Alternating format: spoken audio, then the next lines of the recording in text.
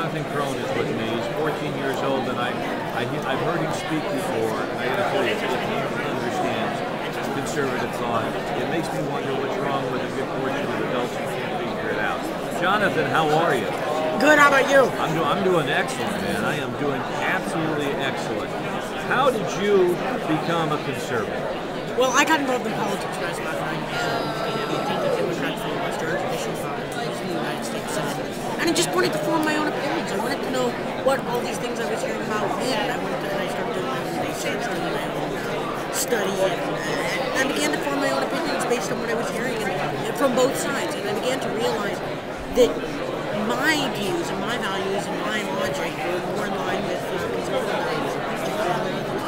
So did you pick it up from reading some history as far as the founding fathers? Sort of, yeah. I mean, in part, but I mean, I was also hearing debate from both sides of the aisle and balancing opinion. Okay, where do you think the biggest mistake the left makes is?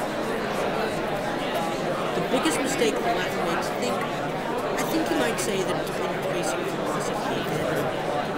The idea of relative morality or moral relativism, positivism, sorry, as well as the left's belief in the idea that society is continually evolving, whether that's proven true or false, that's another story, and it has been proven false.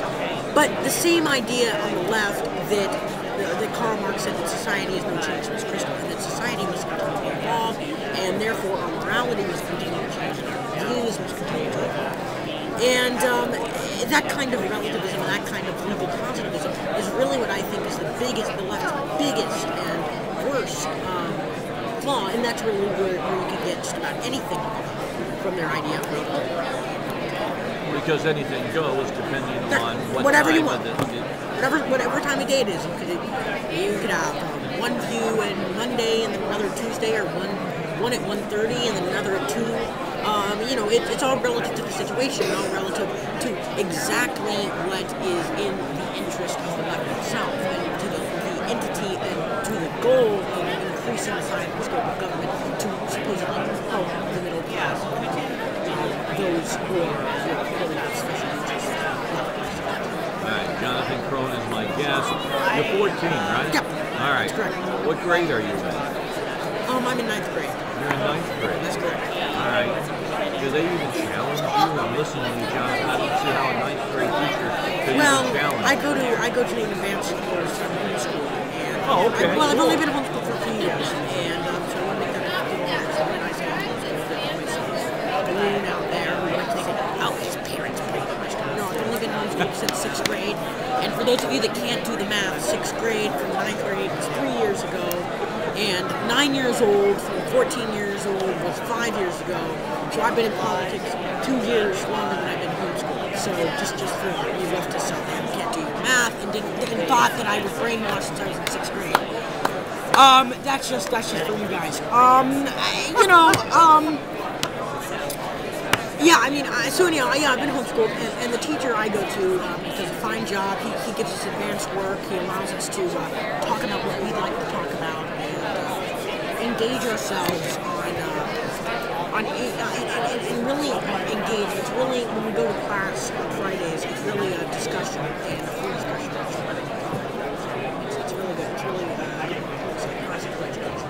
So as you're sitting here right now, yeah, you're going through an education process like the founding fathers did. You realize that, like John Adams and others. This is the way that they learned things. Yeah, by researching on their own. Yeah. I mean, exactly. I try to, especially when I do a policy issue, like my next book, which I'm working on this year, and I'm pushing my own another book right now.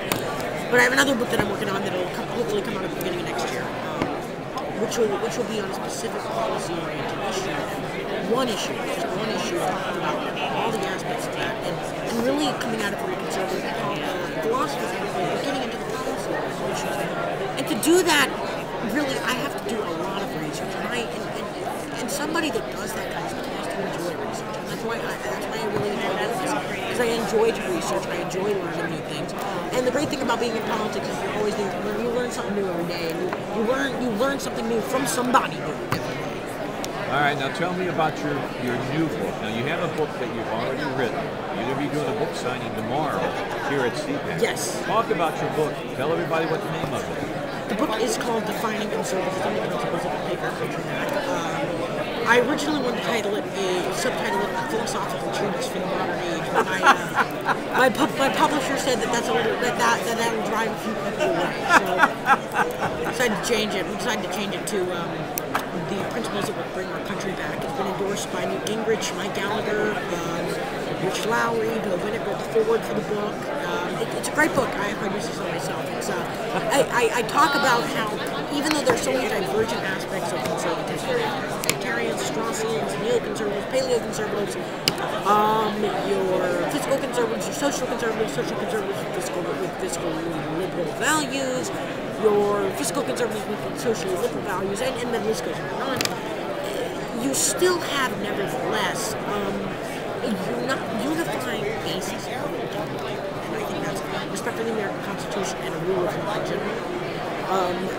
Limited government, but that there is necessary government regulation, and government does need to do things and step in at certain points. But that's not the basis of what government is. Government's goal is to protect the people's rights and personal responsibility and individualism.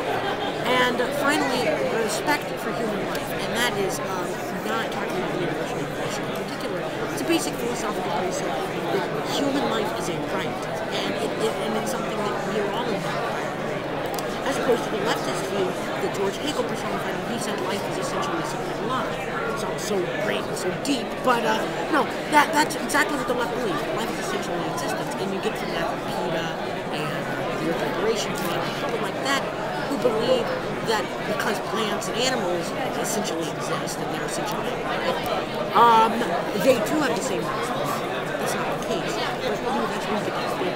All right, we're going to take a break. Jonathon Krohn is our guest.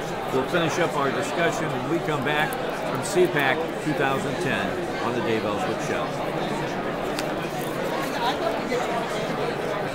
You had Jed Babin on? What now? You had Jed Babin on? Yeah, he was our first guest. Where is he?